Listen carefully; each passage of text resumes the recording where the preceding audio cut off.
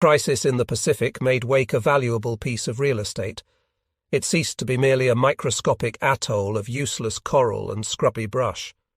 It became valuable as an outpost on our sea frontier, a link in the chain of widely separated American islands that stretched from Dutch Harbour in the Aleutians almost to the equator. These outposts were our first line of defence. They were intended to form a screen against Japan, much as blockhouses strung across the western plains formed a screen against hostile tribes in the days of our Indian wars. Pearl Harbor was the core of this frontier defence. Nearest to Hawaii, guarding its western approaches, were Midway, Johnston, and Palmyra. From Pearl Harbor, Midway was less than 1,200 miles to the northwest, Johnston 700 miles to the southwest, Palmyra about 900 miles to the south. Far westward, 2,000 miles from Pearl Harbor, lay lonely Wake. It was nearer to the mainland of Japan than to Hawaii. It lay almost on the boundary line of the Japanese mandate. The powerful Japanese bases in the Marshalls, almost due south of Wake, were hardly 600 miles away. The nearest Japanese base was Taonji, 325 miles to the south. The nearest American bases were more than 3 times as far from Wake, Midway about 1,000 miles to the east, Guam 1,200 miles to the west. Of all the American outposts, Wake was the nearest to Japan, and the nearest, except Guam, to Japanese island bases. Though its isolation made Wake one of our most vulnerable outposts, the same geographical factor made it a more serious potential threat to the Japanese. Wake lay almost athwart the most direct route between the Japanese homeland and Tarawa, Jaluit, Kwajalein, and the other Japanese bases in the Gilberts and the Marshalls. If properly developed, and if the Americans could hold Wake, bombers based there would be able to strike at Japan's precious bases to the south. Wake would be able to give land-based air support to any task force we might send to attack the Pacific area Japan had acquired by mandate after World War I. Patrol planes based on Wake would be able to keep under surveillance, and bombers to attack, hundreds of miles of sea lanes the Japanese Navy regarded as its own. Our strategists realized the importance of these frontier outposts and pushed a construction program to turn these far-flung island bases into naval air stations. They were potential springboards for offensive blows as well as defense. The work was being done by civilian contractors under the supervision of Navy engineers. Airfields were being built and shipping facilities created or improved. Barracks, fuel storage tanks, warehouses, all the installations for living and defence were being put in. It was an elaborate program, Little Wake alone being a $20 million project. When the program was finished, scouting by long-range patrol planes would make Pearl Harbor at least theoretically invulnerable to surprise attack. This patrol network would enable our Navy, at least theoretically, to intercept and engage at a position of our choosing any Japanese task force attempting to strike at Hawaii. The only question in 1941 was whether the construction program could be completed before the start of the war we all expected sooner or later. Wake is really 3 islands, Wake proper, Wilkes and Peel, forming a roughly U-shaped atoll. If the atoll were a horseshoe, Peacock Point on Wake would be the toe, while Wilkes and Peel would be the corks on the ends of the 2 heels. Wake proper has an area of less than 2 square miles. Wilkes and Peel together are considerably less than 1 square mile in area. The distance from Toki Point on Peel Island to Peacock Point on Wake and back along the other prong of the horseshoe to Cuckoo Point on Wilkes is only 10 miles. The highest point on the island is 21 feet above the sea. The larger part of the sand and coral atoll was covered with thick brush and scrub hardwood, a few of the tallest trees being perhaps 20 feet high. The atoll is entirely surrounded by ragged coral reefs, which made it impossible to use the lagoon as a harbour, even if it had not been so thickly studded with dangerous coral heads. Ships had to anchor off the southern shore, discharging both passengers and cargo by lightering them to shore. The only entrance to the lagoon, even for small craft, was the channel between Wake and Wilkes, and that could be used only at high tide. The principal points on the atoll were connected by road, and a bridge joined Wake and Peel, but contact between Wake and Wilkes depended on a small boat ferry. The island has no natural water supply. The garrison on Wake depended on a seawater distillation plant and a catchment system, which enabled them to store rainwater that fell in the short but frequent squalls. The only wildlife on the atoll were the thousands of birds and a strange breed of rats. In addition to the myriad teal, frigate birds, bosun birds, goonies, and all the rest that flocked to the island, there was one weird bird I believe is peculiar to Wake. It was the flightless rail, which looked to me like a tiny cousin of the New Zealand idwi. I do not know how he ever got to Wake because he can't fly. The Wake Island rats were no ordinary rodents.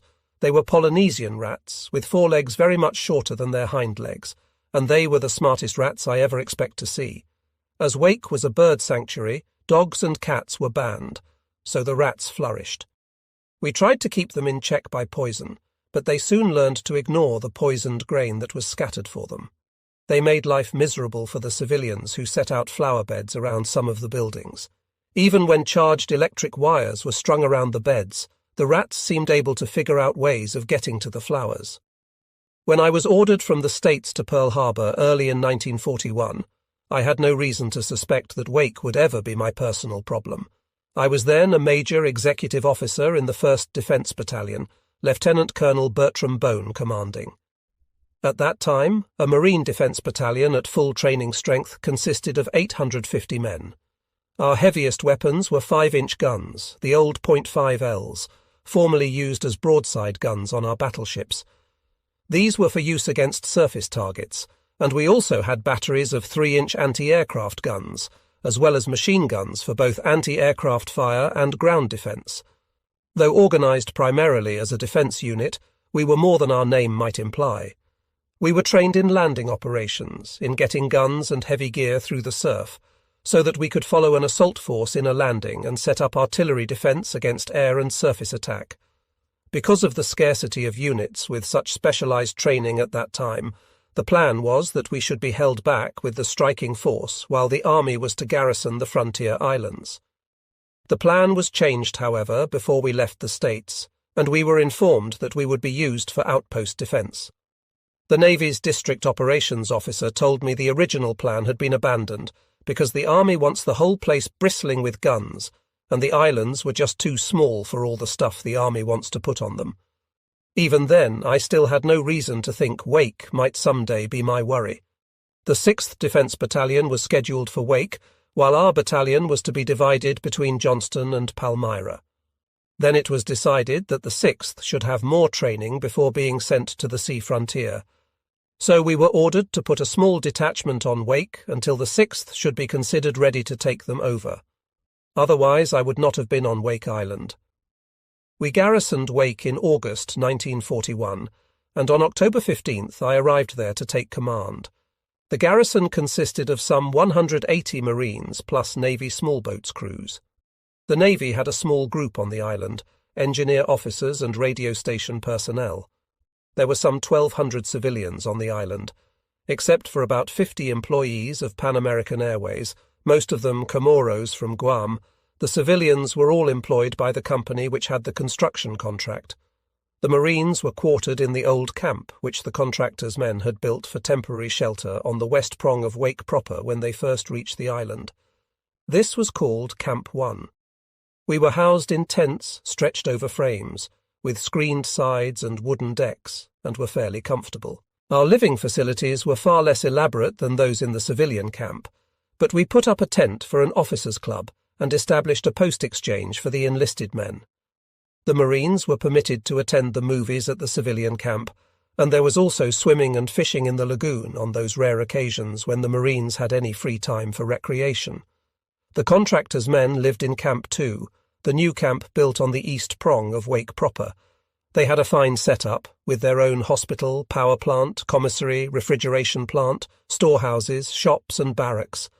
There were cottages for the civilian executives and the handful of Navy officers. There was also a cottage which we called the White House, not because of any excess of patriotism, but simply because it was white. The Pan American Airways station was on Peel Island, with a small modern hotel, its own radio station, shop buildings and a landing dock where the clipper moored in the lagoon. 2 clippers stopped weekly to refuel, one eastbound and the other westbound.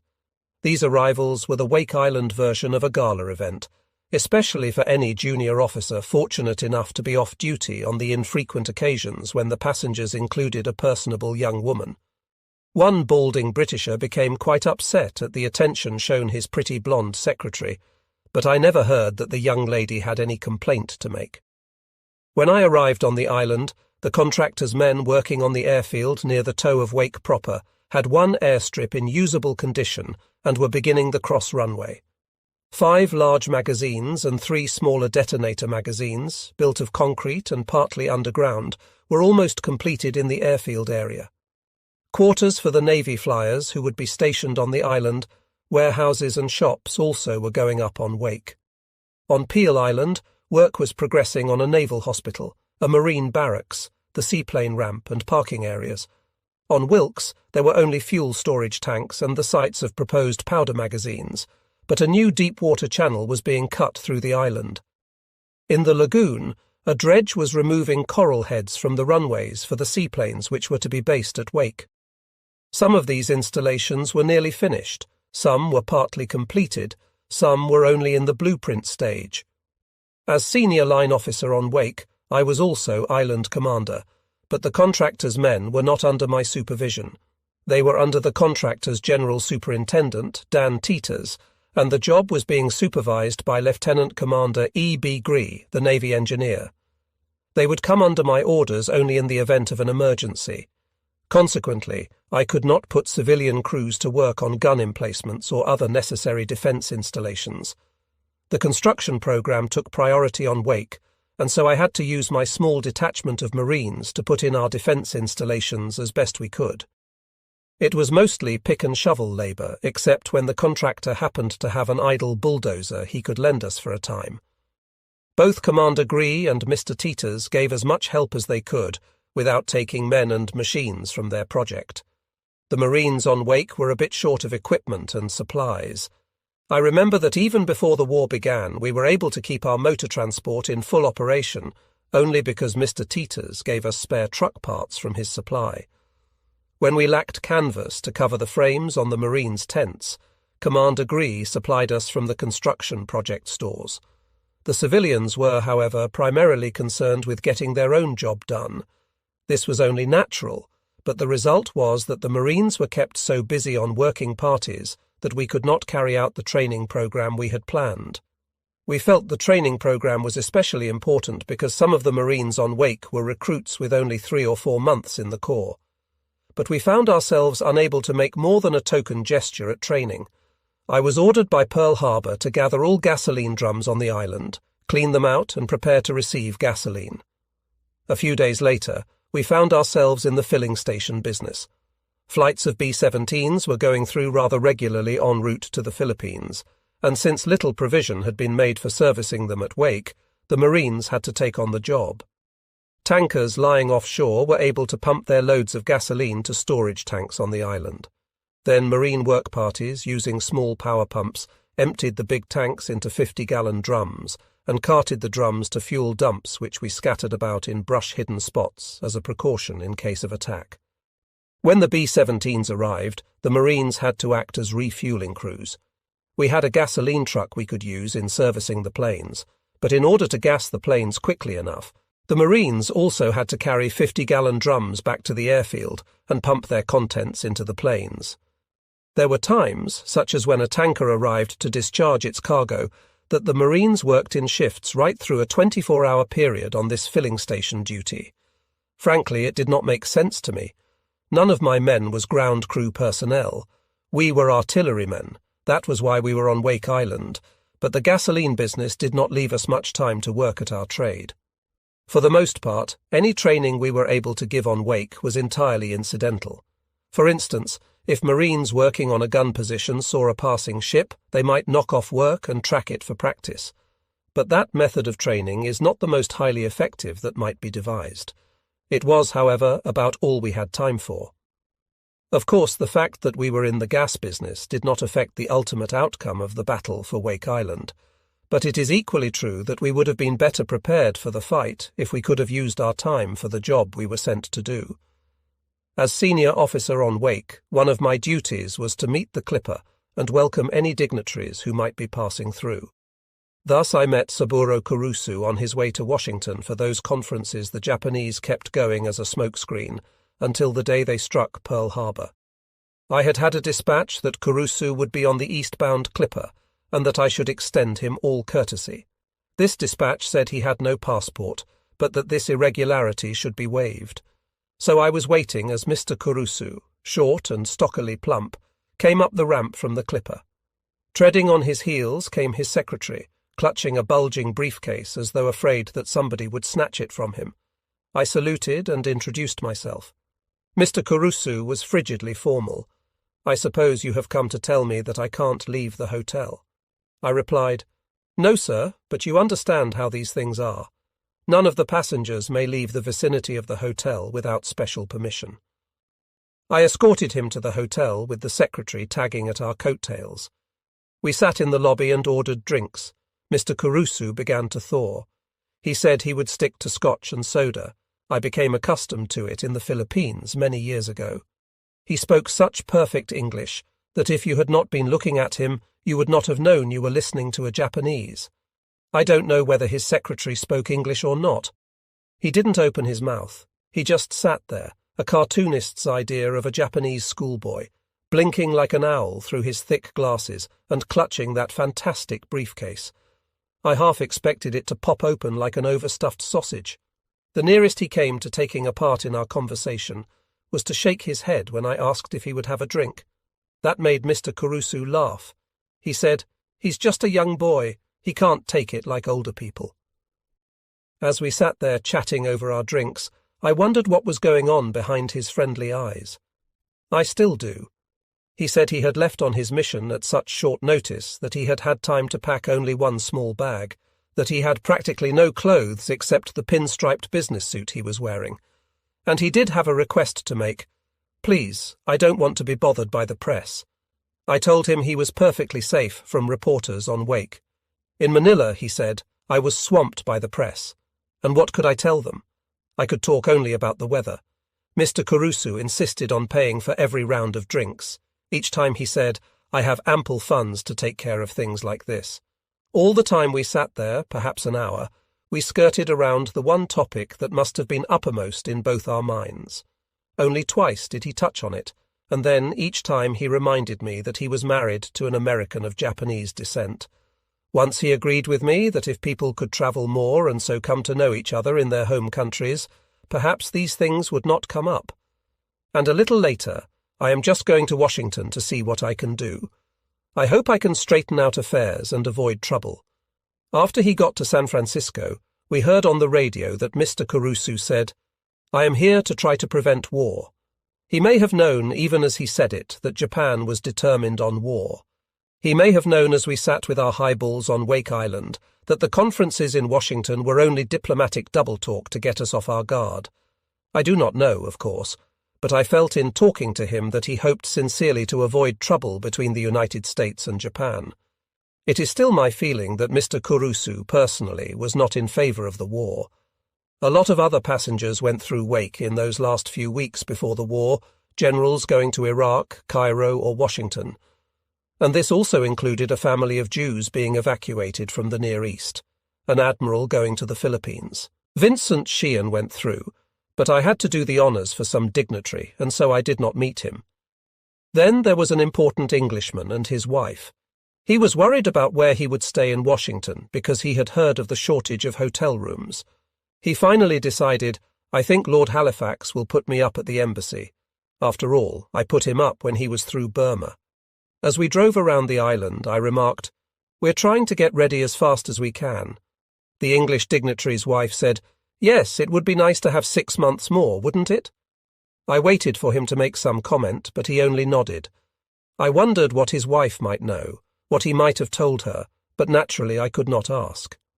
News broadcasts from the States and occasional comments dropped by personages passing through on the clipper were about the only information we had. Only on this information we estimated how tense the international crisis had become, and usually we were too busy to listen to the broadcasts. I did not worry about it, though. I felt that our government would be as well informed as any individual, and that naturally we should be warned as soon as the international situation became acute enough to make danger to Wake imminent. As far as I remember, however, I received only an official message on this subject while I was on Wake. The message came from Pearl Harbor in November. It said, "International situation indicates you should be on the alert." Ordinarily, on receiving such a message, I would have stopped routine construction and put all available men to work on defense installations. On Wake, however, it was not for me to touch the contractor's men. So I sent back a priority query to Pearl Harbor. I asked, "Does international situation indicate employment of contractors' men on defense installations which are far from complete?" I felt certain I would get an immediate reply, and I called a conference with Commander Gree and Mr. Teeters. They were both wholly cooperative. We began figuring on work gangs and equipment, which could be switched to such defense work as bomb shelters and revetments to protect the planes we assumed would be rushed to Wake if the situation were as acute as the message indicated. We delayed actually transferring any civilian crews to defense work pending the reply we expected hourly. The reply came 2 days later. It was negative. The tardiness of the reply made that negative even stronger in our minds, and we all felt a great deal easier about the outlook. However, I was still apprehensive enough about the situation to increase the number of observation stations around the island. When I took command on Wake, I had moved ammunition to all gun positions. I had placed rifle ammunition in each tent so that the men could fight their way to their positions if they were cut off by a sudden landing. Now I ordered more ammunition moved out to the gun positions. It was in November also that Commander Samuel P. Ginder arrived in the seaplane tender Curtis to bring us more gasoline and to look over the situation for Admiral Bellinger. He commanded the patrol wings operating from Pearl Harbor. Bad weather caught me aboard the Curtis, and I had to remain 5 days, but I kept in touch by radio with the officer I had left in charge ashore. While I was aboard, the ship's radar picked up a flight of B-17s. We were supposed to have radar on Wake, but it had not arrived. So if the Curtis had not been there with its radar, we would not have known that those B-17s had missed the island. We would not have known they were flying on, with little fuel left, and Guam 1,200 miles ahead. I had to make a snap decision. On Wake, the radio homing signal was kept silent except to guide in the regular clippers. The Japanese knew the chopper schedule, so the signal could tell them nothing new, but we did not want to take a chance of tipping them off that other planes were going through.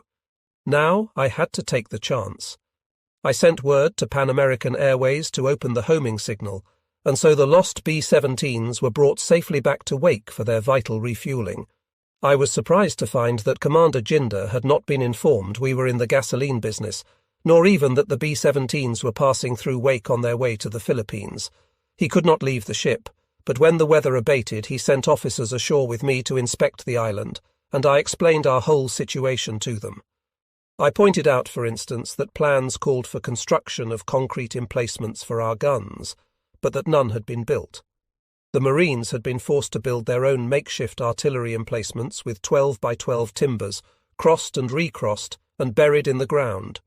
Before Commander Ginder left, he knew how little we had, and how seriously the gasoline business had interfered with our work on defense installations, as well as our training program. After Commander Ginder returned to Pearl Harbor and made his report, we finally began getting reinforcements of various kinds, about 10 days before the war began.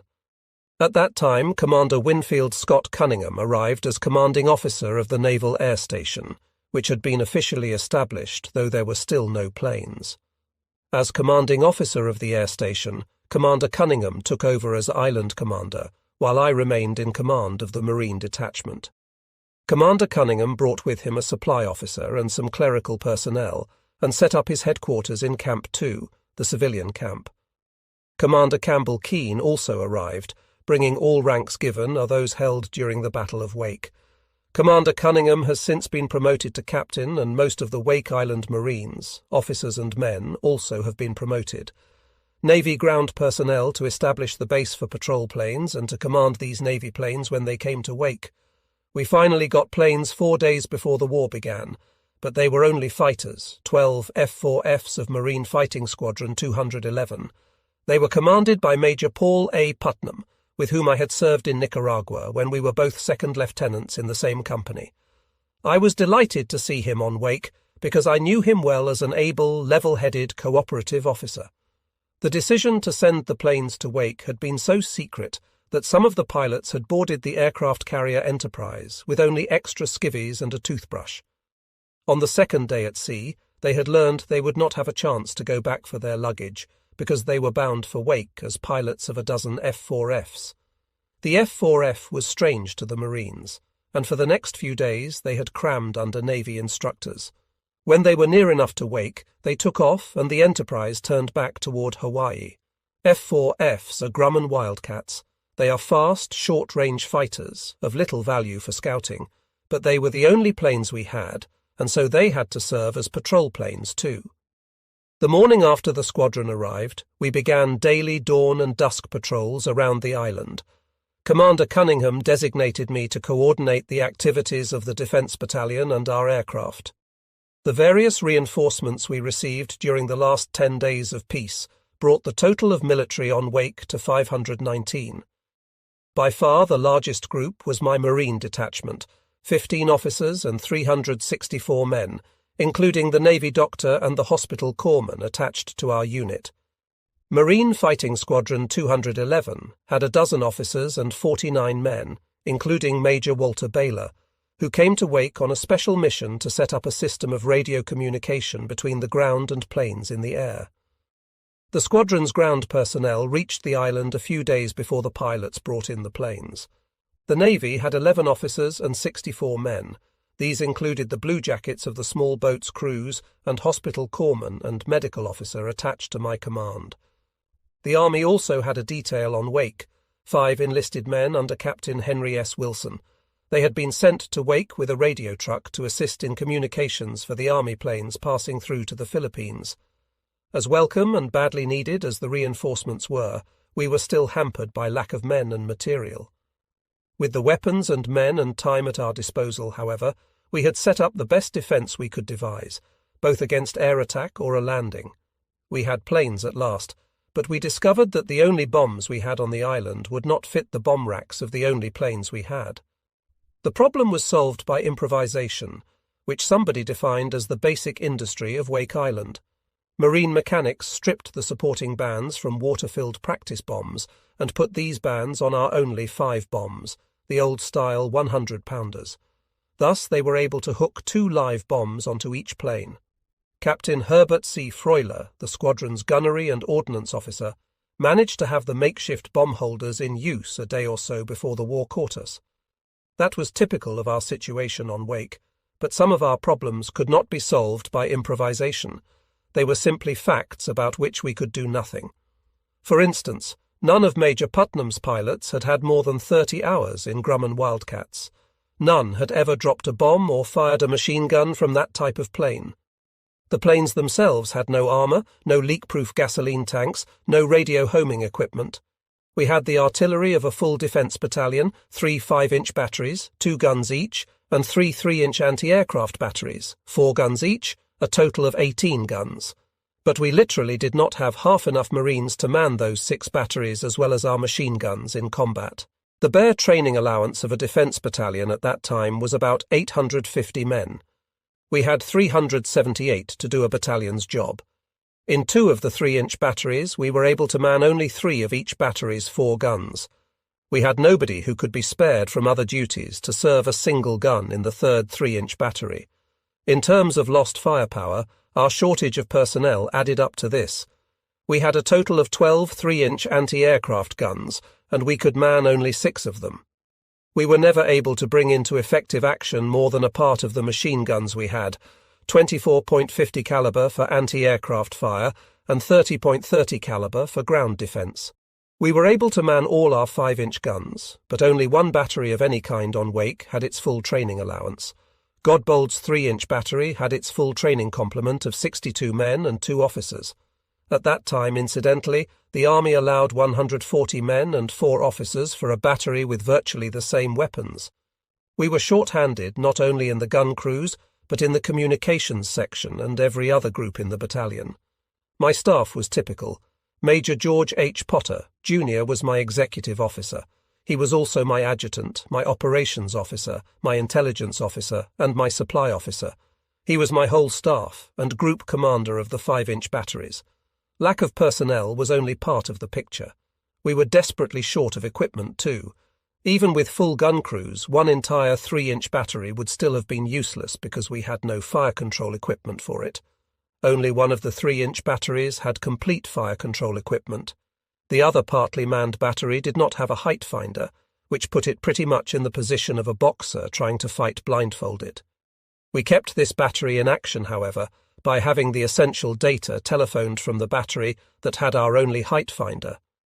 Fortunately, our 5-inch batteries did have sufficient fire control equipment at the start, but there was little or no equipment for replacement of damaged parts. We were even short of oil releases, a gadget by which the crew of a 3-inch anti-aircraft gun can release the pressure so that they can change the oil, which is necessary if the gun is to be kept functioning properly. Each gun crew was supposed to have an oil release, and each battery was supposed to have a spare. For our 3 anti-aircraft batteries, we should have had 15 of these important gadgets. We had 2.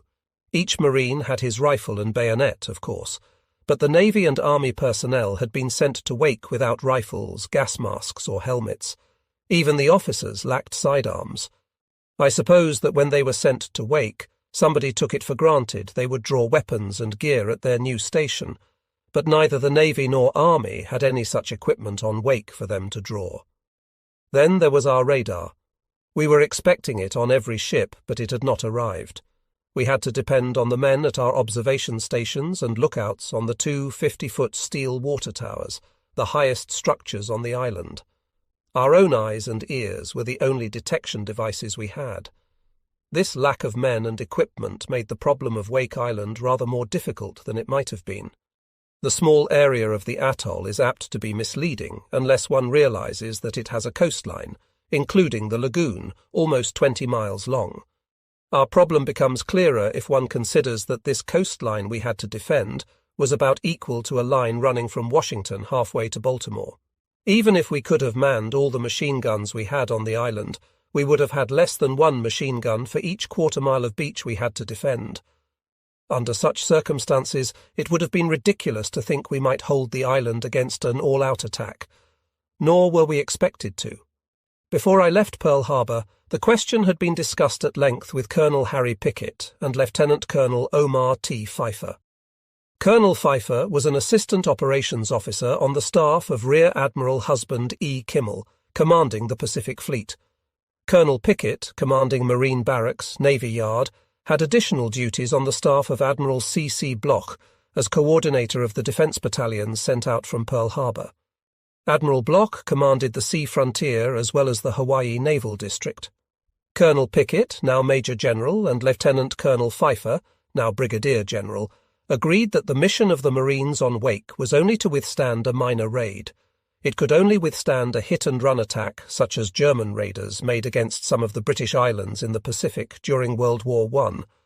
A raider would show up, shell the island and put ashore a landing party to obtain supplies, destroy installations, or both. It was felt we were strong enough to repulse such a raid, or even a considerably stronger raid after we had been reinforced, but it was not contemplated that we would be able to withstand a full-scale attack.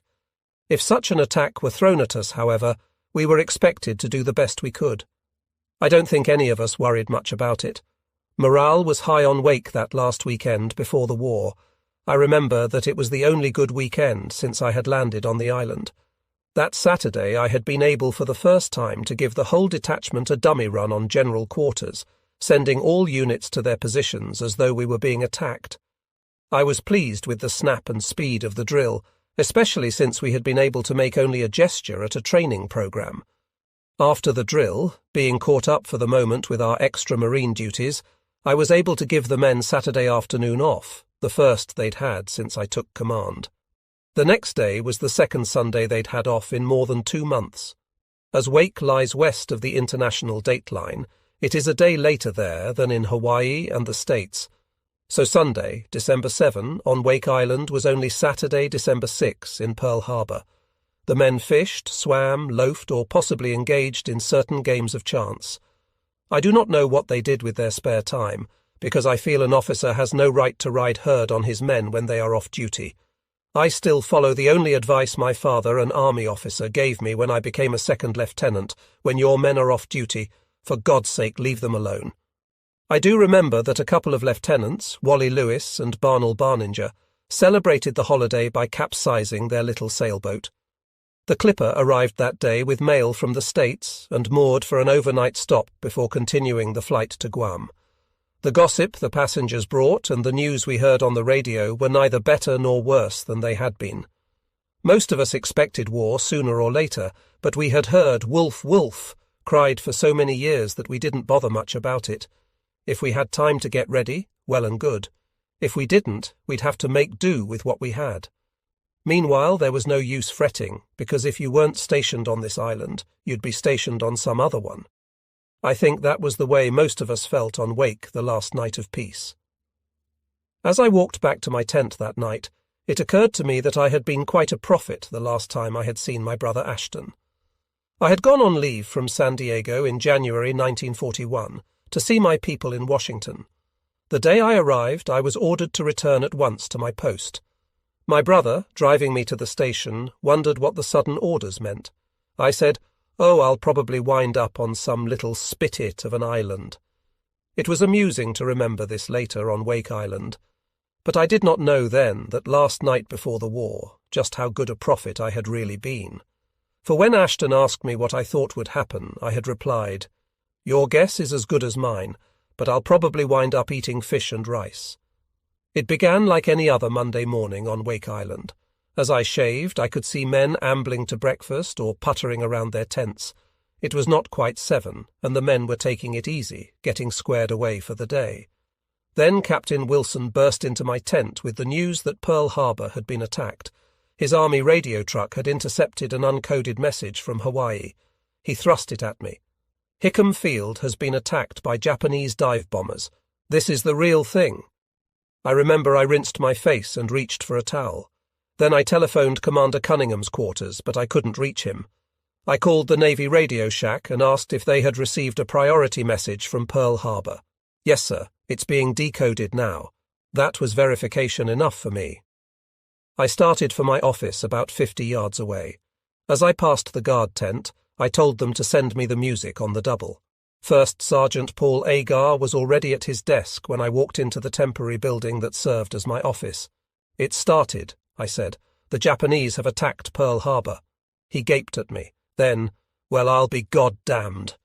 The bugler ran in. I ordered, "Sound call to arms." Some of the men were eating, some were policing around the tents, and 2 or 3 officers were strolling over for a tardy breakfast when the bugle sounded. Nobody believed it. They took it for just another dummy run. They were laughing, joking, skylarking as they went for their rifles and gear. Some of them tried to gobble the last of their breakfast as the trucks rolled up to take them to the guns. I stood outside my office watching. Some of the men were not bothering to lug along the emergency rifle ammunition I had ordered to each tent. I shouted to them, "This is no drill! Pass the wordle." Some bolted for the ammunition and then scrambled for the trucks. Some stood gawking a moment before it sank in. They were moving now, on the double. The word was passing. "This is no drill." Some were half-dressed, but they didn't wait to finish. They were piling in the trucks, and the trucks were rolling now. This was what we'd been waiting for. We'd been talking about it for years. Now here it was. The chips were down. It seemed to me, watching, as though an electric current passed through the island. Commander Cunningham stopped at my office. He had passed the trucks going to the gun positions. He said, "I see you already know. Anything I can do?" "I don't know of anything right now." His command post would be at Camp 2, he said. I told him I would move my command post into the brush as soon as we could set up a switchboard. The batteries were reporting now. In less than 45 minutes after Captain Wilson had burst into my tent, I received the report manned and ready from my last position. We were almost swamped at the office. People kept crowding in with questions that had to be answered right away, with problems that had to be solved at once. What about bomb shelters and caches for supplies? How would we keep the positions scattered all over the island supplied with food and water? and we had to get extra ammunition to all positions. Some of the batteries were not fully sandbagged. We'd need more sandbags, and we'd need work crews to repair the damage when the enemy struck. Communications had to be checked. Alternate lines had to be laid. When the Japanese came, we couldn't expect our phone lines to be bomb-proof. What about the sailors and the 5 soldiers? They had no weapons of any kind, no gas masks, not even helmets. We had a small store of rifles which we used for spare parts. I ordered these arms issued to as many as we could supply. Sidearms were issued to some of the naval officers. We had no helmets or gas masks to give them. If the Japanese used gas, it would be just too bad. Another question. We had a sick bay at Camp 1, and the civilians had a larger hospital with a civilian doctor at Camp 2.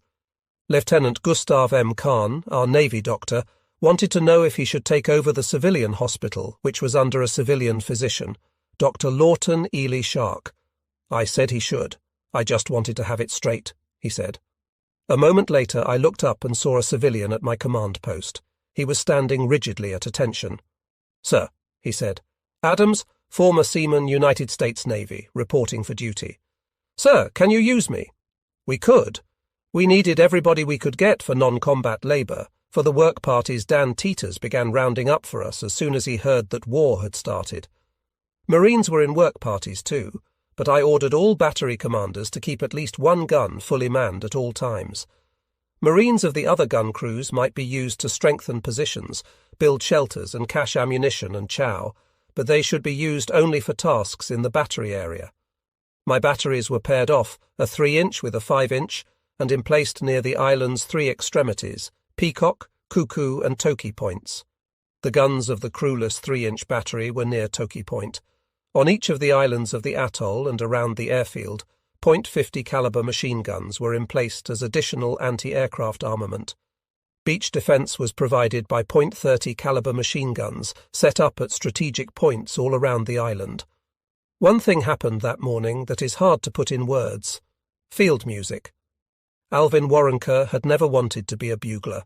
He had volunteered for music school in the States because that seemed the only way he could avoid being shipped to Alaska, and he didn't like cold weather. He tried hard, but it was rather plain from the first that he was never intended to be a bugler. This seemed especially obvious when he tried to sound colours. No matter how hard he tried, it always came out sour. His vain struggles with that call were something of a battalion joke. Morning colours is at 8 a.m. on a marine post, and this morning we heard something none of us will ever be able to explain. I doubt even Warrenker could. He just stood there and sounded off as the flag went up, and every note was proud and clear. It made a man's throat tighten to hear it. This time there were no wisecracks when the last note ended. It was the only time it ever happened, but that once field music Warrenker was top of the heap. Meanwhile, in the Army radio trailer, Sergeant James Rex was trying desperately to persuade the Australian operators in Darwin and in Port Moresby, New Guinea, that the Japanese really had attacked Pearl Harbor. He kept telling them to notify their officers, and they kept telling him to quit his kidding. He finally had to give up. He reported that the Philippines said they could not get in communication with the States, and so the trailer on Wake had become a relay point. At the airfield, Major Putnam's squadron was as busy as everybody else, with their own particular headaches. In his 4 days on the island, he had put as many men as he could spare to building revetments and wooden platforms out from the strip onto the soft coral, so the planes could warm up without being bunched on the strip. Another group was improvising tie-down stakes, so the planes could be dispersed more widely than if they used the tie-down mat already constructed. But these tasks were only getting started. There had been too little time. The news of Pearl Harbor reached the airfield as the 2-plane morning patrol was about to take off. Putnam's first order was to increase the patrol to 4 planes. He ordered that 4 planes should be kept in the air at all times, by operating in relays, with 4 standing by as relief and the remaining 4 planes out for maintenance. Then he led off our first patrol of the war, while his men at the airfield dug foxholes and redoubled their efforts to finish runoffs and revetments before the enemy could attack. Putnam's patrol saw no sign of enemy aircraft or surface vessels. He returned to the field about 9:30 a.m. Captain Henry Elrod led off the 4-plane relief as patrol commander. The Pan American clipper had departed for Guam at daylight, but a flash from Pearl Harbor brought it back to Wake. Now the skipper, Captain John H. Hamilton of Texarkana, Arkansas, volunteered to take his big ship on a wide patrol if we would give him a fighter escort. I went to the airfield to discuss the clipper patrol with Commander Cunningham, Major Putnam, and Captain Hamilton. We gave Captain Hamilton the approach he should make returning to the island and decided the approximate time he should return so that my gunners would be expecting him. I didn't want to take any chances that some gun crew might mistake the clipper for a Japanese and shoot it down. Commander Cunningham decided that the clipper, escorted by 2 fighters, would take off after lunch and make a search for 100 miles around the island. I went back to my office. I made a phone check of all positions. Everything was in hand. The lookouts on the water towers reported all clear. Lacking radar, we had no way of knowing that 27 Japanese bombers were bearing down on us. Even the weather was with them. Our 4-plane patrol was above the cloud ceiling, and so could not spot the Japanese bombers coming in below it. A rain squall was sweeping in on the island, and the Japanese came in behind it, hidden FRPM view until they were on top of us. Nobody heard them. The surf on the reefs around the island made it hard to hear motors, but even so the Japanese took no chances. They cut off their motors and came down on us in a silent glide behind the mask of the squall. It was 11:50 a.m. At the Pan American Hotel, the clipper passengers were lunching and wondering how badly Pearl Harbor had been hit. At the airfield, 8 planes were on the strip. Until the runoffs were finished, planes could not be dispersed out of the parking area without blocking the runway or being moved over rough ground at a risk of almost certain damage. Mechanics were making 4 planes ready to relieve the patrol in the air. 2 more were being warmed up to escort the clipper. First Lieutenant George A. Graves and Second Lieutenant Robert Condamon were assigned to escort the clipper. They were being briefed in the ready tent. Most of the other pilots were there too. I was on the telephone in my office. I was giving some routine instructions to Lieutenant Wally Lewis at Peacock Point when he suddenly broke in. "Major, there's a squadron of planes coming in from the south. Are they friendly?" It was 11:58 a.m. The gliding bombers were almost on top of us when they broke out of the rain squall at barely 2,000 feet. A civilian yelled, "Look! Their wheels are falling off." Only it wasn't wheels. Over the phone, Lewis was yelling, "They're dropping bombs!" The next instant, I heard the first bombs exploding. Lewis's battery opened up, but the Japanese were too close aboard and coming in too low for effective 3-inch fire. The .50s were blasting as the bombers crossed the beach line in waves between Camp 1 and Peacock Point, but nothing was stopping the Japanese today. They headed straight for the airfield, passing hardly 1,500 feet above our heads, spraying their path with machine gun fire. They turned that strip into a slab of hell. Technically, the enemy covered the entire working area of the airfield with a closely spaced pattern of fragmentation bombs and intense machine gun fire. That means the Japanese caught the planes on the ground like sitting ducks.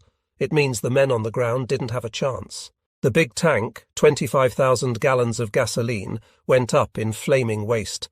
Several hundred drums of gasoline were burning too, in the shattered wake of the bombers. In that wake were only the dead and wounded and wreckage. Some of the wounded were moaning. Some were trying to crawl away. Some were sitting up, dazed, trying to stop the blood that wouldn't stop. And the second wave of bombers was coming in. Some of the pilots tried to reach their planes, gambling for a chance to get into the air to give battle. They were running through strafing fire, and one fell. Second Lieutenant Frank Holden, cut to pieces by bullets. Second Lieutenant Harry G. Webb was shot in the stomach and both feet crippled. The bombs were dropping again. Graves and Condamon kept running. Graves made it. He climbed in his plane, but it never had a chance to move. A bomb got it, a direct hit. Condamon, son of a Marine officer, was almost close enough to his plane to touch it when a Japanese machine-gunned him. He fell. He couldn't crawl away. Men ran to help him. "Let me go," he said. He was dying. He tried to point to wounded men scattered beyond him. "Take care of them," he said. As the bombers finished their pass across the atoll, droning off out to sea, 9 or 10 of them swung back for a run at Peel Island. They plastered the Pan American station with bombs, slashed across the island with strafing fire, and left a flame-dotted shambles in their path. The company's radio station, the machine shop and other buildings were destroyed. Fuel tanks were set afire. A direct hit killed 10 of the company's employees, all Comoros from Guam, and others were wounded. The hotel was badly battered, and the Japanese strafed the clipper at its dock, puncturing it with scores of bullets. The Toki Point guns threw up ack-ack, but again the enemy came in too low for effective 3-inch fire. They were barely 1,500 feet up as they made their run.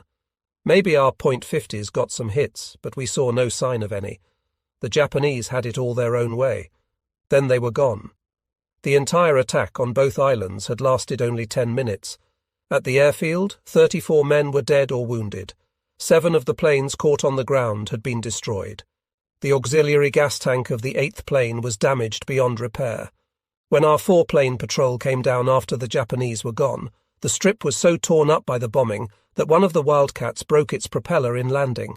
Thus, 3/4 of our air power was knocked out by the enemy's first punch without getting a chance to strike a single blow in return.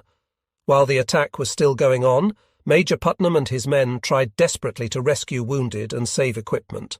Putnam was hit, then he was dazed by bomb concussion, but he wouldn't let them treat him. He was too busy leading the last forlorn hope of saving something from the ruin. Others, too, kept on, though wounded. Captain Frank C. Tharin was one, Staff Sergeant R.O. Arthur another, and the durable Sergeant Paskiewicz, Master Technical Sergeant Andrew J. Paskiewicz, a Marine for 20 years. Sergeant Paskiewicz was caught in the first blast at the airfield. Bomb fragments shattered his right leg. He caught a burst of bullets, too. He started crawling off, dragging his smashed leg limply behind him. The second wave of bombers was coming in. Sergeant Paskiewicz reached a pile of wreckage and began fumbling in it. He found what he wanted, a piece of wood. With a little fixing, it could serve as a crutch. It didn't take him long. The bombs were dropping again. Machine guns were chopping across the strip. Sergeant Paskiewicz pulled himself upright and tried his crutch. He started hobbling off. He seemed to be going the wrong way. Instead of going to safety, he stumped stolidly back the way he had come. Somebody tried to help him, but Sergeant Paskiewicz wasn't having any. Second Lieutenant David D. Clewer saw him stumbling about on his makeshift crutch, giving first aid to the wounded or trying to make a dying man lie a little easier. For some of the Marines caught at the airfield, that was the most anybody could do. We had taken a beating, and we knew that first raid was only a curtain raiser. We knew the Japanese would come again and again until they bombed us into helplessness, or thought they had. Then they would come in for the kill. They would try to land troops from the sea or from the air or both. Perhaps we would be reinforced before then, as most of us expected, but we could not depend on it. We could depend only on ourselves, on our ability to make up by improvisation for our lack of men and equipment. It was rather cold comfort, that first afternoon of the war, to realize that we had been all set for the Japanese, manned and ready, and that they had caught us only because we did not have our radar. The enemy did get all the breaks on the weather that day. If we'd had our radar, all of Putnam's planes would have been in the air intercepting the Japanese, instead of some of them sitting on the ground like so many clay pipes in a shooting gallery. Our radar equipment had been issued while I was still in Pearl Harbor. When I left for Wake, I was informed that it would be sent on to us. The plan called for a Navy radar station to be set up on Wake like that one that had been established on Midway, in addition to the detachments, but for some reason our equipment never arrived. Commander Keane, who came to Wake to command the Navy patrol planes that never arrived, told me that he had seen our radar equipment on the dock in Hawaii, but neither he nor anyone else had ever informed me why it was not sent to us in the weeks that elapsed between the time I left Pearl Harbor and the day the Japanese attacked. We received other equipment during that period. We got a garbage truck, for instance. It was a useful vehicle, but it could not detect Japanese bombers coming down on us out of a rain squall. I have heard since that Admiral Kimmel wanted us to have the radar as planned, but that objections were raised against sending radar to a vulnerable spot for fear the Japanese might capture it, and so learn one of our most important war secrets. Such an objection may have been well taken, but I believe we could have been depended upon to destroy the equipment before the enemy could capture it. That is, of course, merely my personal opinion. In any case, we had neither radar nor our pre-radar listening horns on wake. We never did have any kind of plane detection device. Whatever might have happened if we'd had our radar, the simple fact remained that we had lost the first round of the battle for Wake Island. The enemy had hit us a staggering blow and escaped almost scot-free. The airfield area and the Pan American station looked like burning junkyards. Except for one damaged plane and the radio shack, all of the squadron's equipment on the ground had been destroyed. Almost the only encouraging aspects of the squadron's situation were these. We still had 3 planes in flying condition and 2 merely damaged. The bombs in the sunken magazines had escaped destruction. We were not out of gas. Despite the loss of both storage tanks and 1 fuel dump in the airfield area, we still had plenty of gasoline in 6 widely scattered dumps in the brush. Major Putnam's first task was to reorganize his riddled squadron. He had lost about half his personnel. Captain Tharin and some of the others still on duty were, like Putnam, carrying on despite wounds. We were too short-handed on wake for the slightly wounded to lay off. The squadron did not have a single qualified mechanic left. The task of keeping the Wildcats flying was given to Second Lieutenant John F. Kinney and Technical Sergeant William J. Hamilton, an enlisted pilot. Every bit of the squadron's maintenance equipment had been destroyed, but Lieutenant Kinney and Sergeant Hamilton scouted the civilian camp and elsewhere for what they could find and set up shop. They performed miracles of improvisation, salvaging parts from wreckage to send crippled planes back into the air, switching parts back and forth from plane to plane, as though making moves in some fantastic game of mechanical checkers. Often they worked all night to nurse into flight a plane that was no more than a scrap heap on wheels. In one of his last reports before the end, Major Putnam said of these 2 Marines, "Ever since the first raid, they traded parts and assemblies back and forth until not one plane could be identified. They swapped engines, junked, stripped and rebuilt them, and all but created them. It is solely due to their efforts that the squadron is still operating. Major Putnam's losses of men and planes forced him to abandon his plan for constant daylight patrols after the first attack. Instead, he ordered patrols flown at dawn, midday and dusk. That was the best he could do with what he had left. Though the Pan American Hotel was badly damaged, all the passengers had escaped injury when the Japanese bombers interrupted their lunch. Examination revealed that the Clipper had escaped without any structural damage, despite the scores of bullets that had struck it. The captain dumped the mail to make room for as many of the personnel as possible and took off at 1 p.m. 2 men missed the plane, their last chance to get off the island. One was a Pan American mechanic and the other was a passenger, Herman Havener of the Bureau of Budget. The mechanic missed the Clipper because he had volunteered to drive the wounded Comoros to the hospital at Camp 2, and the Clipper could not wait for his return. I don't know just how Mr. Havener got left, except that somehow he missed the departure notice. He stayed around Commander Cunningham's command post until the surrender, and then went to prison camp with the rest of us. It struck me as a rather drastic lesson in the wisdom of punctuality. The Defence Battalion came through the first raid without a single casualty, largely because the Japanese were after different game that day. But we had no time to celebrate this one piece of good luck. We were too busy. Communications lines bombed out in the first attack had to be replaced. Sandbag emplacements which had caved in under firing had to be repaired. Air raid shelters had to be constructed. Fresh supplies of water and ammunition had to be trucked out to the positions and distributed in caches in each battery area. As a precaution against losing our stock of food in a bombing attack, the civilians under Dan Teeters began that afternoon moving food stores to dumps scattered over the 3 islands. Some of the caches were hidden in the scrub, but others had to be camouflaged with brush or by covering them with sand and coral, depending on the nature of the surrounding terrain. If fresh vegetation is used for camouflage, it must be changed daily, or the dying leaves will serve not as camouflage but as a giveaway, an invitation to the enemy to drop his bombs on that spot. All that meant hours of aching labour, day and night, weary, dirty grubbing that seemed to have no end. The Marines and the handful of Navy personnel could not do all that had to be done. It could not have been done without Dan Teeter's civilian workmen. With their heavy equipment, for instance, They could build a bomb shelter in a fraction of the time it would have taken Marines with pick and shovel. The saving in time meant lives saved because it meant that we had to take our chances in fewer raids without bomb shelters. I stress this point because I feel that the movie Wake Island gave rise to a misconception about our fight that does Mr. Teeters a grave injustice. You may remember that the contractor in the movie would not cooperate with the Marines. That is not at all the way it was. Big Dan Teeters, ex-football star at the University of Washington, an Army sergeant in World War I, was one of the first on the island to volunteer help after the news of Pearl Harbor.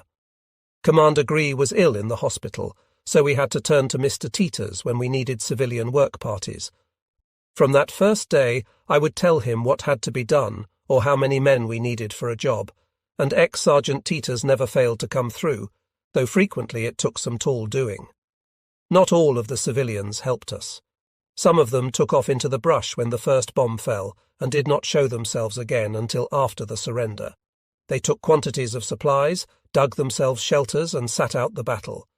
There were times when we needed them badly, and I was urged to send Marines into the brush to round them up, but I could not do it. I did not have the men to spare. I record these facts simply because it is part of what happened, and not because I believe the civilians who hid out should be judged harshly. One must take into consideration the fact that the civilians were not mentally prepared for the shock of war, as were the Marines. 1 or 2 of my detachment had fought in the First World War, and a larger group of us had seen service in Nicaragua. But even the greenest recruit had been conditioned from the day he went to boot camp to regard war as his trade. The attitude was, if you have to fight, that's just part of your job. The civilians had not been conditioned in this way, so it seems entirely understandable that many of them tried to hide from danger. In my view, that only makes more admirable the action of those among them who turned to and stuck to the finish. John Burroughs was typical. He was from Colorado, a cost accountant who had once worked for the Federal Housing Administration. He went to Peacock Point the first afternoon of the action at Wake as one of a work crew. Before the job was done, he was a leader in the crew. He led them in volunteering to stay at Peacock Point as a permanent detail instead of returning to their camp. Burroughs' volunteers stayed there through the rest of the battle, repairing bomb damage or doing anything else that came up, and they provided the entire ammunition handling detail for the 5-inch battery at Peacock Point. There were others, too. Jimmy Jameson, a tireless genius with a bulldozer, Peter Russell and Rex Jones, Forsyth, a seaman in the Old Navy, Harry Yeager, Doc Stevenson, Pete Sorensen, and a stammering little man called Fritz who was worried that the Marines might think he stammered because he was afraid. He kept explaining that he had always stammered. Some of the civilians volunteered that first afternoon to relieve Marines on watches, but I ordered that no watch should be entrusted to civilians alone.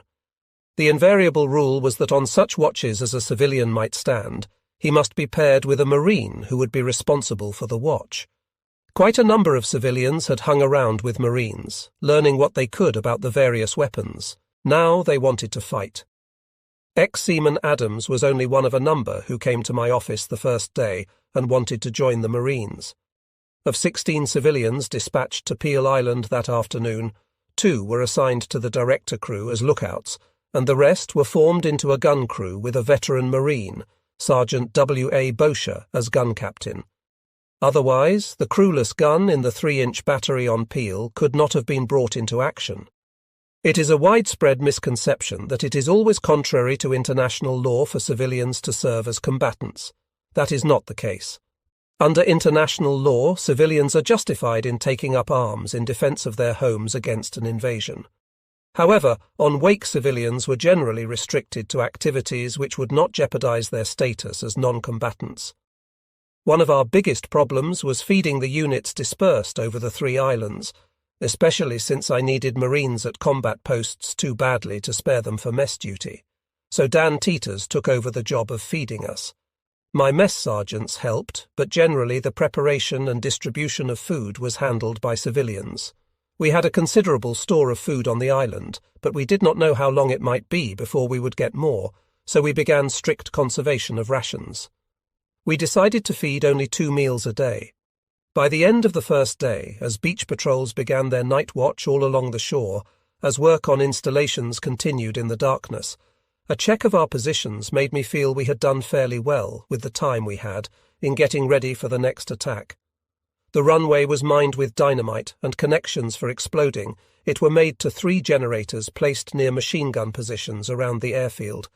The level ground around the strip had been turned into ridges by a bulldozer to prevent enemy planes from landing, in case the Japanese tried that method of getting troops on the island. Second Lieutenant A.R. Poindexter was entrusted with the defence of Camp 1, the small boat channel and the beach in that area. His small detachment was increased to 73 men by scraping together the bluejackets of the small boat's crews and cooks, clerks, and almost every other Marine who did not have an essential combat duty. We created a mobile reserve by putting 4 machine guns on a truck and assigning a dozen of Poindexter's qualified Marines to man it. These men were spread thinly among his motley force, standing their watches at night, acting as the core of his defence, until the mobile reserve should be needed. Then these designated men would be pulled out to man the truck and rush the 4 machine guns to whatever point might be threatened. We strengthened all positions as much as possible, but did not change the location of the heavy batteries. In addition to Lieutenant Poindexter's detachment, my force was dispersed as follows. This dispersal should be kept in mind in order to follow the subsequent action. Peacock Point, 5-inch battery, 2 guns, commanded by First Lieutenant Clarence A. Baminger, and 3-inch battery, 3 guns effective, commanded by First Lieutenant W. W. Lewis, with Lieutenant Barninger as strong point commander. Toki Point, 5-inch battery, 2 guns, commanded by First Lieutenant Woodrow M. Kessler, and 3-inch battery, 4 guns, commanded by Captain Bright D. Godbold, with Captain Godbold as Peel Island strongpoint commander. The 4th gun in Godbold's battery was manned by Sergeant Bosher and his civilian volunteers. Cuckoo Point, 5-inch battery, 2 guns, commanded by 2nd Lieutenant J. A. McAllister, with Captain W. M. Piatt as Wilkes Island strongpoint commander. My 3rd 3-inch battery, 4 guns, was emplaced on Wilkes, but this battery had no personnel and no fire control equipment. Airfield machine guns, .50s and .30s, spotted around the strip and manned by 19 Marines under 2nd Lieutenant R. M. Hanna. In addition, 4 .50s were emplaced for anti-aircraft fire on Wilkes Island, 4 at Peacock Point and 4 on Peel. Each strongpoint commander also had 30s for ground defence. Heel Point was defended by 9 Marines commanded by a corporal. They had their rifles and 2 .30 caliber machine guns. I put 2 .30s on Cuckoo Point and 2 on Toki Point, covering the entrance to the lagoon in case the enemy tried to slip in that way in rubber boats. The lagoon entrance is about 1.25 miles wide, which I realised was too wide to be covered adequately by observation, but there was nothing more I could do about it. I mentioned that only one of our 3-inch batteries had a height finder. That was Godbold's battery on Peel, and the data had to be telephoned to Lewis at Peacock Point. I had nobody to man the 3-inch battery on Wilkes. Major Potter was still my entire staff, but 2 warrant officers were now working out of my command post. Marine gunner John Hamas served as munitions officer, the man who had to keep the guns supplied with ammunition. Marine gunner H.C. Borth had been promoted from gunnery sergeant only the day before the Japanese attacked. Now I used him as my troubleshooter on the guns. During the night, after the overworked communications men got a switchboard hooked up, I moved my command post out into the brush. It was dank and unpleasant, but we were concealed there. Nobody got any sleep. Marines and civilian volunteers worked on the defences all night. Over on Peel Island, as night fell, Private First Class Vern L. Wallace got a letter he had been worrying about all day. It was from his girl back in Haverford, Pennsylvania. The letter had arrived on the Clipper, but Private First Class Wallace had been on guard duty when the mail was passed out. He was told a friend had picked up the letter for him. Private First Class Wallace was walking to his friend's tent to get the letter when call to arms sounded. After that, he was too busy. He had a gun to man against the Japanese attack. Then there was work to be done getting ready for the next attack. It was night before he happened to bump into his friend on a work party, and then it was too dark to read it. But in the first dim light of morning, dog-weary from a night of labour, at long last he opened his letter. Just as the order passed to man the guns for the dawn alert, Private First Class Wallace read, "As long as you have to be away, darling, I'm so very, very happy you are in the Pacific where you won't be in danger if war comes." Tuesday, December 9 began bright and clear. All hands were at general quarters for the dawn alert, guns manned, ammunition ready, as the morning patrol searched sky and sea around the island. There was no sign of the enemy. The men were bleary-eyed from work, from lack of sleep, but there was hot coffee with morning chow. That is more important than it may sound. Perhaps you cannot know how important it can be until you cannot get it. There are times in war when hot coffee is almost plasma for the spirit. As they drank steaming coffee that second morning of the war, men sagging with weariness made wisecracks about the Japanese. The work went on. All over the island, men were digging in. Getting underground was an intensely personal problem. Now and then they looked with tired eyes to see if the bombers were coming back before they had a hole to hide in. At the airfield, Lieutenant Kinney and Sergeant Hamilton reported that they had 4 planes able to fly, though one of them lacked an auxiliary fuel tank. Civilian crews with bulldozers were building bomb-proof dugouts for the surviving personnel at the airfield. Bomb shelters were also being constructed at battery positions, along the shore southeastward from Camp 1 and in the civilian area around Camp 2. We could have made good use of every man on the island in working parties, but I ordered that at least 1 gun in each battery should be kept fully manned at all times. When there was no alert, the rest of the gun crews turned to on the never-ending task of improving the battery positions. On Wilkes, for instance, a detail was at work that morning filling 500 sandbags and placing them for battery protection. On Peel, civilians were filling sandbags, and a Marine was hauling them to Godbold's battery in a truck and trailer. Some of the gunners were beefing because the Japanese bombers had come in too low for effective 3-inch fire. There was a lot of argument whether the enemy would come in low next time or go upstairs. It seemed logical to assume the Japanese would come in low again, because then the 3-inch would be least effective. But Lieutenant Lewis predicted flatly that the Japanese would come in high. Our fire had been ineffective die first day, but we had thrown up a lot of it, and Lewis argued that would make them climb. He reasoned that while the Japanese would not be as safe higher up, they would feel safer. He should have made book on it because he was right. The Japanese came at 11:45. Again there were 27. Again they were twin-tailed, 2-motored, heavy Navy bombers, land-based planes from Taongi or perhaps even farther south in the Marshalls. Again they knew what they wanted and where to find it. But this time we hit them first. Lieutenant Clewer and Sergeant Hamilton were flying the midday patrol. They intercepted the enemy well south of Wake at 11,000 feet. They attacked at once, 2 against 27. They struck at the wings of the Japanese squadron, trying to break the formation before the enemy reached the island. That would make the bombing more haphazard. It would also make the big bombers easier to kill. The squadron held its course as the Wildcats slashed at its flanks. The Japanese gunners tried to fight them off, but Cleaver and Hamilton attacked again and again. Now one of the bombers was wobbling out of formation. He was badly hit. The pilot fought to keep his plane in place, but the Wildcats dived on him. They shot him into flames. The burning Japanese spun down into the sea. It was our first blood of the battle. The Wildcats attacked again, but 2 planes were not enough to stop 27. The rest of the bombers held the course. We could see them now. They were coming in above 8,000 feet. This time the 3-inch batteries had a chance of hitting back. They were firing before the Japanese crossed the bomb release line, and one of the Japanese began trailing smoke as they came over the island.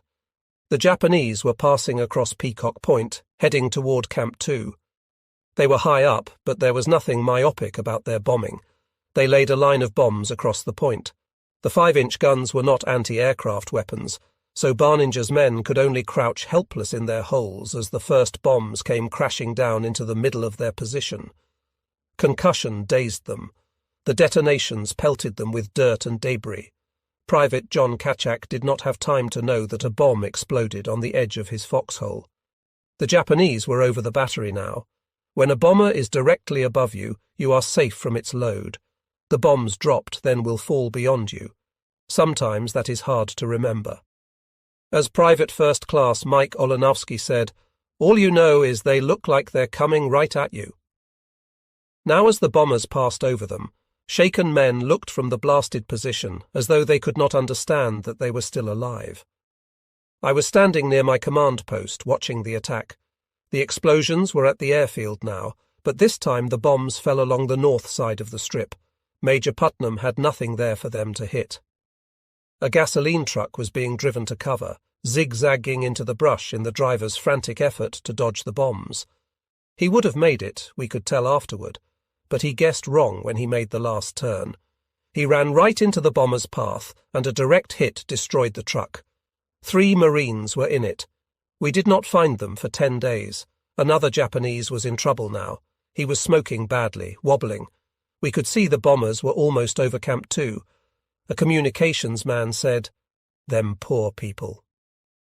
Nobody else said anything, but we were all thinking of the wounded in the hospital. The hospital was a 1-story, T-shaped building containing a couple of wards, several private rooms, an operating room, and a clinic. There the sick and wounded lay waiting. That was all most of them could do. They'd heard the sound of the first bombs, dulled by distance, and then lay listening to the explosions coming toward them across the island. Then they heard the sickening whistle of bombs coming down. They were the target. The enemy let the bottoms drop out of his bomb racks. The explosions at Camp 2 came too close together for us to count. And the Japanese were strafing, slashing the camp with blasts of bullets. Bombs hit a warehouse and the metal shop. The Navy radio station was destroyed. Buildings and equipment were smashed or left burning. The hospital was hit. Most of the sick and wounded were killed. Some still alive in the wreckage had been freshly wounded. The enemy droned on as men stumbled from holes to help the wounded. The Japanese made a pass at Peel Island too, pounding the hotel and such targets as had escaped destruction the first day, and they headed home, but this time they paid for their fun. Lewis's battery on Peacock Point, Godbold's on Peel, and the .50s had thrown furious fire against the attack. Godbold's battery alone fired 100 rounds in its brief minutes of action, and the Marines' aim was good. Our batteries had 5 of the Japanese smoking as they left the island. They were still in sight when one of the wounded bombers exploded in the air. The other damaged Japanese were smoking so badly that our aviation men calculated they would never get home. I made an inspection after the raid, as I usually did after an attack, as much for morale as anything else. The men knew that a commanding officer's post in battle is usually at the command post, directing and coordinating the activities of the various units, but they like to see him around from time to time. It is a bad thing for an outfit in combat when men begin to feel they have been stuck off somewhere and forgotten. One heard Marines, exhausted as they were, making jokes about the raid. They'd had their chance to hit back at the enemy, and they liked the feel of it. It was a lot better than die first day, when we'd had to take a licking lying down. We'd been hard hit, though. Our worst casualties were at the hospital. 21 patients were killed there, Marines, sailors and civilians.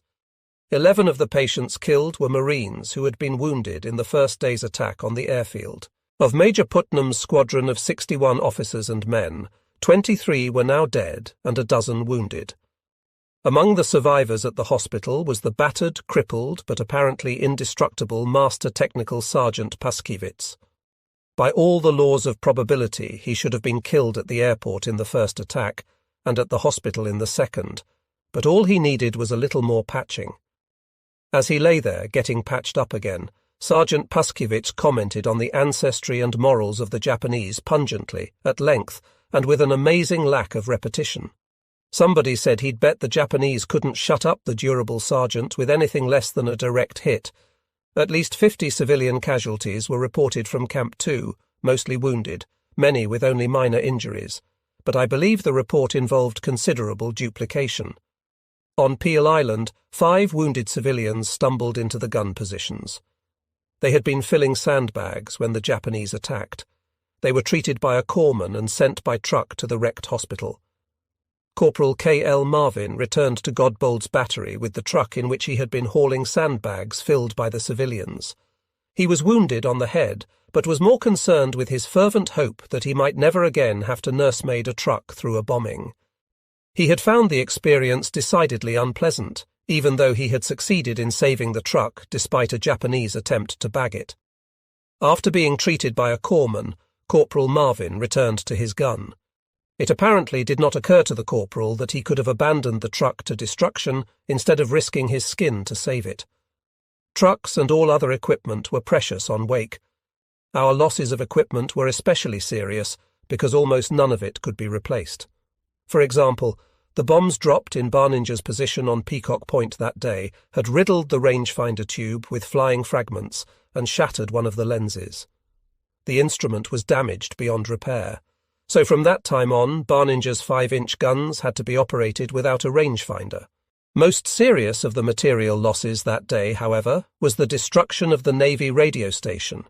Pan American's radio station had been destroyed the previous day.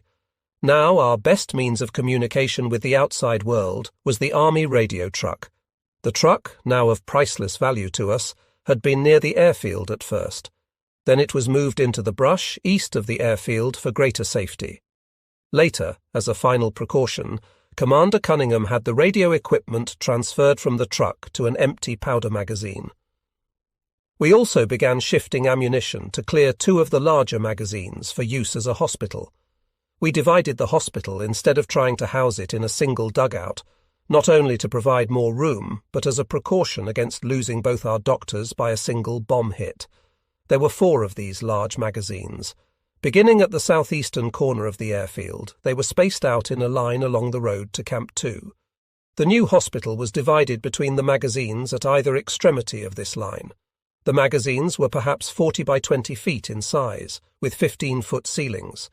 They were built of reinforced concrete and were half sunken in the ground, with dirt piled on top. This is called elephant back construction, because that is what the finished structure resembles from the outside. There were supposed to be more magazines on the island, on Wilkes as well as Wake, but the Japanese attacked before the program was advanced very far beyond these 4. The transfer of the hospital to the 2 magazines was not completed until that night. Small generators provided both magazines with electric power. As lights in the magazines did not endanger the island blackout, they could be kept lit at night. Meanwhile, through the afternoon and deep into the night, work went on. Work that had been interrupted by the attack, work to repair damage done by the attack, work to get ready for the next attack. One of Lieutenant Lewis's 3-inch anti-aircraft guns had been damaged in the attack on Peacock Point. So I directed Marine gunner C.B. McKinstry to move the damaged gun to Wilkes Island and bring back one of the guns from the unmanned 3-inch battery there. That night, as soon as darkness gave concealment for the work, I moved Lieutenant Lewis's battery to a new position a little over 500 yards farther in from Peacock Point. Since my return to the States, I have heard some criticism of Tin's move, and so I feel I should discuss it here in some detail. In theory, you should place your anti-aircraft guns where they can reach out as far as possible and engage an enemy before he reaches the bomb release line. This theory governed the selection of Lewis's original position on Peacock Point, and it is true that from the new position he could not reach out so far with his fire in the direction from which the enemy usually attacked. However, on Wake, I was faced with more than a purely theoretical problem. I was convinced that the enemy had spotted Lewis's position. Not only had they damaged one of his guns, but a Japanese plane broke formation during the raid and circled over the position, apparently taking aerial photographs to guide the bombers in the next attack. I felt sure that next time the enemy would come after Lewis's guns.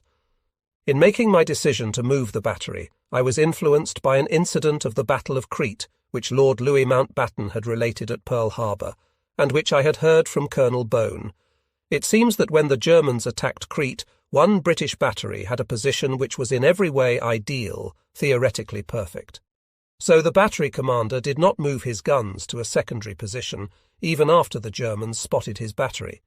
The result was that the Germans methodically set about destroying the position, finally dropping paratroops under cover of a smoke screen.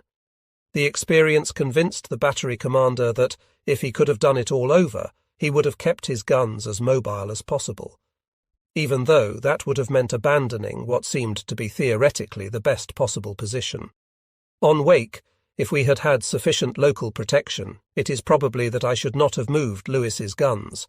But we did not have such local protection, nor were our batteries able to give each other such closely interlocking support fire. I moved Lewis because I felt certain the enemy had spotted his position. My primary purpose was to keep the batteries in action, and I knew there could be no replacements if they were knocked out. Unless I could keep them in action, the enemy would be able to bomb at will until he levelled the island. In the light of what happened next day, I am convinced I was correct in shifting Lewis's guns to the new position. My orders were that Lewis should begin the move as soon as it was dark, that he should leave 2 guns in positions until the other 2 were set up in the new position and ready to fire. While I did not expect a night bombing attack, we were taking no chances of being caught off base by a surprise raid. Moving the guns, each weighing 8 tons, was a long and difficult task in the darkness. The outrigger legs of the 3-inch anti-aircraft guns folded to form the body, and then the guns were made mobile by mounting them on bogies, removable trucks consisting of an axle with 2 big pneumatic-tired wheels. Each gun had to be jacked up so the bogie could be rolled under it, and then the gun was lowered onto the bogie, made fast and hauled to the new position. That was only part of the job. Sandbags had to be filled and put in place at the new position. Ammunition had to be hauled by truck and scattered in dumps of 100 rounds each within easy handling distance of the guns. The position had to be camouflaged. It was 5 o'clock next morning, December 10, before the battery was set up in its new position and ready to fire. At the old position, dummy guns constructed from timber were placed where Lewis's guns had been, so that the position would seem unchanged when viewed from the air. That morning I sent Gunner McKinstry to take command of the crewless 3-inch anti-aircraft battery on Wilkes. Aided by a single Marine, McKinstry manned the battery by forming bluejackets from the searchlight detail and civilian volunteers into scratch gun crews. The battery had no fire control equipment, and the 3-inch guns did not have sights, so they were useless except for short-range or point-blank fire. Consequently, Gunner McKinstry set up the battery for beach defence in case the enemy tried a landing on Wilkes. About 10:45, the enemy attacked with 18 bombers this time. They were higher still today, coming in at 18,000 feet. Our 4 remaining planes were up to meet them. The Japanese formation divided for the attack. 9 bombers headed straight for Lewis's old position. We had been right in guessing they had spotted the position, that they would throw a Sunday punch in an effort to wipe out the battery. As Lieutenant Barninger put it, the Japanese rolled right down the alley that had Lewis's old position for its number 1 pin. They pounded the area with bombs, scoring direct hits on 2 of the dummy guns and near misses beside the others. Lieutenant Lewis reported that his battery would have been knocked out of action if he had been in his original position. The enemy struck heavily at Wilkes Island. Both 5-inch guns in the Wilkes battery were badly damaged. All the ready ammunition was blown up. A direct hit on a storage shed set off 125 tons of dynamite. The tremendous explosion flattened everything in the area. The blast destroyed all concealment in the area, knocked out one of the 3-inch guns and wrecked the searchlight truck half a mile away. One of the searchlights was blown over and so badly damaged that it never functioned properly again. 9 of the bombers hit Peel Island. As the enemy attacked, the power plant of Godbold's battery failed because of a defective carburetor. Power is necessary for the calculating mechanism which enables anti-aircraft gunners to place their shells at the spot in the air where, theoretically, the plane will be when the shell arrives. Lacking power, the guns have to be fired by local control, which is hit or miss, so Godbold could not expect effective results. He threw up enough flak, however, to keep the enemy too high for accuracy, and his gunners got 1 Japanese. The Japanese was smoking thickly as the enemy ended his first run, and that Japanese did not come back for the second pass at Peel. The second run by 8 bombers was as ineffective as the first. All the bombs dropped over Peel Island that day fell into the lagoon or on the reef off Toki Point. Meanwhile, our 4 Grummans attacked the Japanese formations repeatedly. Captain Henry Elrod knocked down 2 of the big bombers before the enemy turned tail for home. A Marine watching the fury of Elrod's attack exclaimed, "Hammering Hank is sure giving them hell." The name stuck. From then on, Elrod was Hammering Hank. Considering the force of the enemy's blows at Wilkes Island and Peacock Point, our casualties were surprisingly light. On Peacock, 2 Marines were wounded when a bomb exploded beside a machine gun pit. On Wilkes, Corporal Tockraman was killed. 2 Marines and a civilian wounded. As the enemy departed, we began repairing bomb damage and strengthening positions. On Peel, Godbold's battery repaired their power plant and obtained a small diesel generator set from Camp 2. They used the diesel to provide the battery with power and kept the regular power plant as a reserve unit. On Wilkes, Gunner McKinstry moved his 3 remaining 3-inch guns to a position nearer the shore. He camouflaged the position with burned brush, but he lacked sandbags to give protection to his crews of volunteers. On Wake itself, we set up new dummy guns at Lewis's original position on Peacock Point. That night, Lewis moved 3 of his guns to a new position where he remained for the rest of the battle. This final position was at the toe of the horseshoe, on the lagoon side. We selected this position because in order to hit it, the enemy would be forced to make a run at the battery alone, with the chances that most of the bombs would fall into the lagoon. Lewis had no crew for his 4th gun, so this weapon was set up on the west shore to be manned for beach defence if the enemy attempted a lading. During the night, I moved my command post to one of the dugouts constructed along the beach to the east of Camp 1. The most serious damage from the attack that day was sustained by the 5-inch battery on Wilkes Island. 2nd Lieutenant J.A. McAllister checked the damage and reported rangefinder, time interval apparatus, Navy plotting board, the phones at both guns, all damaged beyond repair. The pointer and trainer scope of his gun number 1 and the elevation receiver were damaged beyond repair, and the firing lock and training rack were damaged. The trainer scope of his gun number 2 was damaged beyond repair, and the firing lock was damaged. Lieutenant McAllister was able to get 2 trainer scopes from our small stock of spare parts. He replaced the trainer scope on gun number 2 and put the other trainer scope on the pointer scope bracket of gun number 1. He made such other repairs as he could, but much of the damaged fire control equipment was beyond replacement or improvisation. The battery simply had to do without it. It was perhaps just as well for our peace of mind that we didn't know that before morning we would have to depend on our 5-inch batteries to meet an attack by a Japanese task force. I was asleep in the command post dugout when the first phone call came. A lookout reported seeing movement in the darkness off short to the south. I glanced at my watch. It was not yet 3 o'clock in the morning of December 11. What kind of movement? Just something seemed to be moving. Then we couldn't see it anymore. Perhaps there had been a faint blink of light, too. The lookout couldn't be sure. All he knew was that he had seen a movement at sea south of the island. Corporal Robert Massey Brown was on the telephone watch at the command post. I told him to check all posts by phone. Meanwhile, I considered the chances. I did not want to break out my weary men for a false alarm. They needed rest too badly. But neither did I want the enemy to catch us off balance.